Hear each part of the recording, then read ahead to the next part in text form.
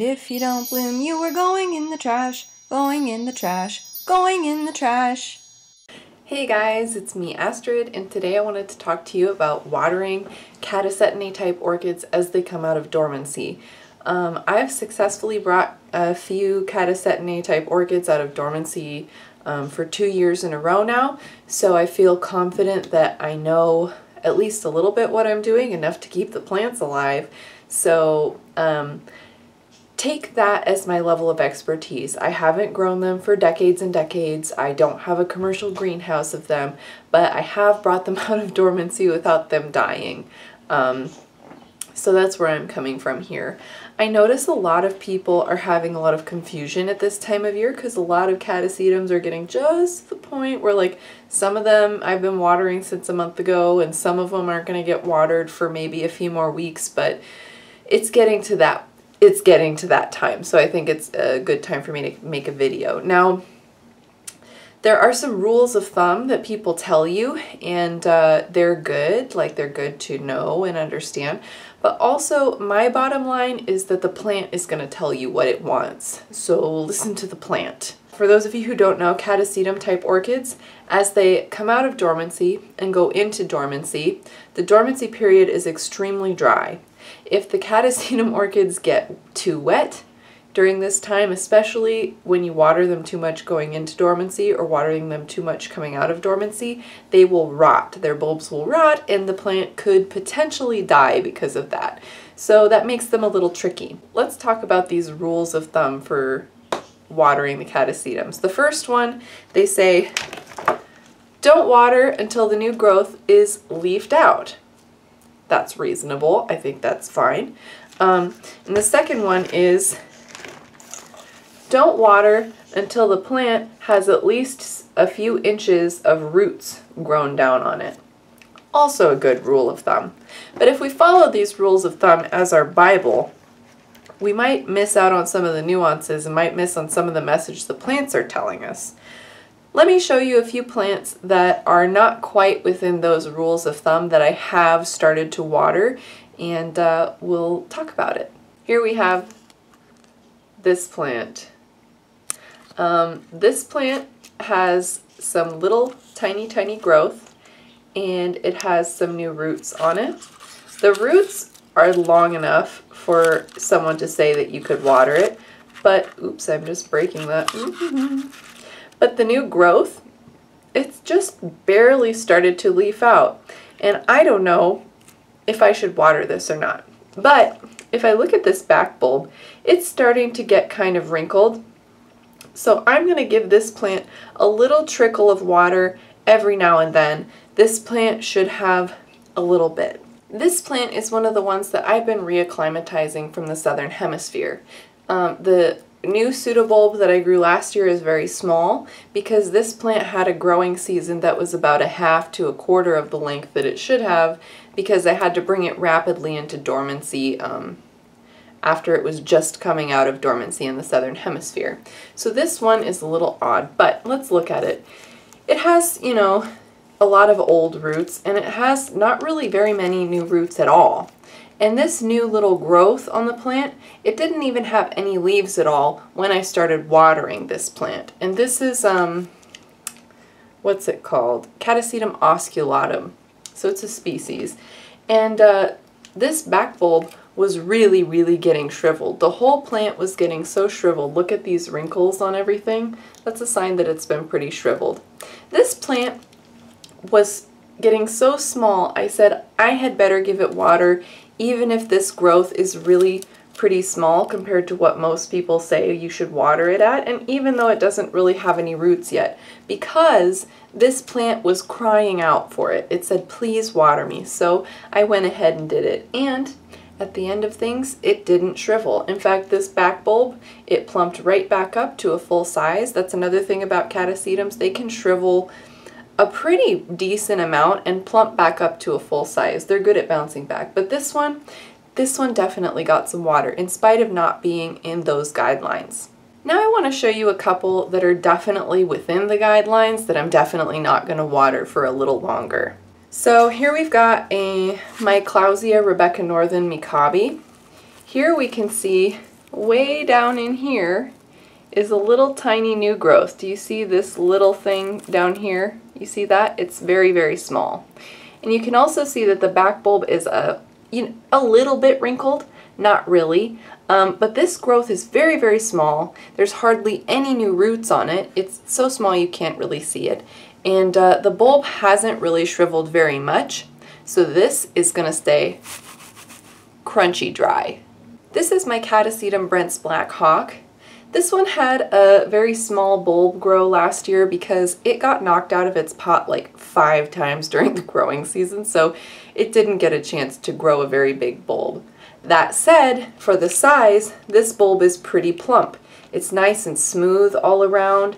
It has nice smooth skin, and even the back bulb here, the older one, is nice and plump. So we have nice plump bulbs that aren't crying out for water. We also have this new growth, and it has hardly any new roots. It's also very small and just barely starting to get any leaves.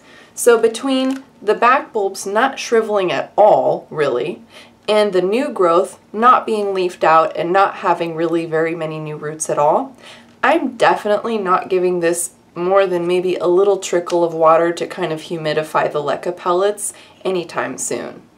I'll let you look at the tag on this and read it yourself. But this one is one that's kind of on the fence. Should I water it? Should I not water it? Well, it has a few roots that are kind of long, right?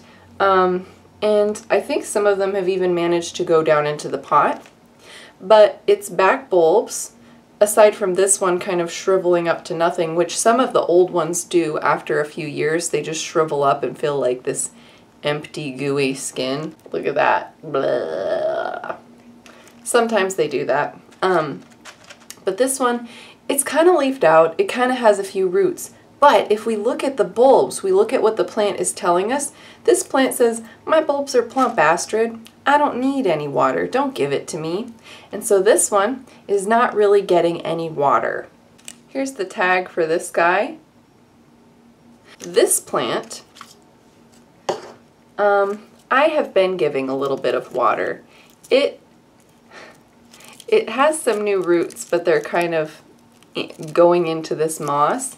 And the back bulbs are getting fairly shriveled. You see this? And the new growth is showing some leaves. And if you look here, some of these leaves are having a little bit of wrinkling, implying that they're a little bit dehydrated. You see that kind of like fan, folded fan pattern? This one's a little dehydrated. So between the bulbs and the slight wrinkling on the leaf, in spite of it not having maybe as many roots as the rules of thumb would tell you, I'm giving this a little bit of water. And when I say a little bit of water, I mean something like enough to moisten the top of the moss and give the pot just a little heft, but enough to dry it out too. I don't want it to stay wet for like a week at this point. Here's a Catasetum type orchid that should absolutely be watered at this point. This is my Cycnodes Wine Delight. As you can see, this is a very vigorous grower. This new growth is massive already. So we have a new growth that is absolutely leafed out. We have a lot of roots coming in here. And we have back bulbs that are kind of shriveled to hell. These are looking a little bit rough. Even for old back bulbs, this is very skinny. They were about twice this plump when they were healthy and at their max. So this one should absolutely probably be getting full waterings at this point. That's what I would give to this plant. Here's a couple Catasetums that I'm kind of still giving half waterings. Let's talk about them. So this one is my Mormodia Jumbo World. It has a nice leafed out growth, right? This growth got some edema on the leaves. You can see these little weird blisters. That's from getting a little bit too much water too soon, as far as I can tell. This one has plenty of roots down in here. There's lots of thick, healthy roots. But the back bulbs, they're kind of plump. They're like slightly wrinkled, but not too wrinkled. And the new growth, the leaves are coming in healthy. They're not having that kind of sideways accordion look. They're like, these are good looking leaves. So as much as this plant looks like a plant that, yeah, you should totally water it, I'm actually going to hold off until this bulb here and this bulb here shrivel just a little bit more. So I'm kind of giving it half waterings every week. I take all my catasetums and I'm giving them at least like from anywhere from a few drops of water to a full watering once a week at this point. But this one would probably get like a quarter or a half watering at this point, and maybe by next month it will be getting full waterings all the time. Here's the other plant that's kind of ambiguous. This one has a leafed out growths here. We've got nice leaves. None of them are wrinkly or anything. And if we look down here, we can see that there are some good roots grown on this plant, so that's good. But we can also see, again, this back bulb is really plump, so this plant can actually feed itself for a little while longer. I don't need to be giving this full waterings. In fact, I don't need to be giving this one much water at all, because the back bulbs, the plant itself, is telling me how much water it wants. In spite of having roots and in spite of having a nice leafed out growth, this plant doesn't really need very much water right now. This is my Catasetum expansum, and this is a species Catasetum. This plant is at the point where it can get full waterings all the time. Let me show you why. I think you can already see it. This new growth, totally leafed out. These roots, though, talk about some root porn. These roots are so expansive that the cup is tense when I push on it. Like, I feel like they're going to burst this cup. This is definitely a plant that can get full water as much as it wants, and this plant, if I fill this cup, it will drink the reservoir probably by the next day. It's definitely in full growth at this point, and it's only going to get faster as time goes on. Okay guys, so I hope that this video and these examples have given you a better idea of when you can start watering your Catasetinae type orchids. If you do water them, start them off gradually. You know, start with a trickle of water, enough to moisten the roots a little bit, and then the next week go up to like enough to dampen the moss. The next week do like a quarter water, and the next week do a half water, and then finally give it a full watering. The plant will tell you what it needs. If the bulbs plump up and they're nice and fat, they probably don't need water for a minute. If the bulbs are shriveling, it's important to help it get some water. I haven't lost any catasetums at all due to watering. What I have lost them to is due to not watering. I had one Catasetinae type orchid that I'm really sad to see go. It was Catasetum, I think, Susan Wilson, or Claumodia or something.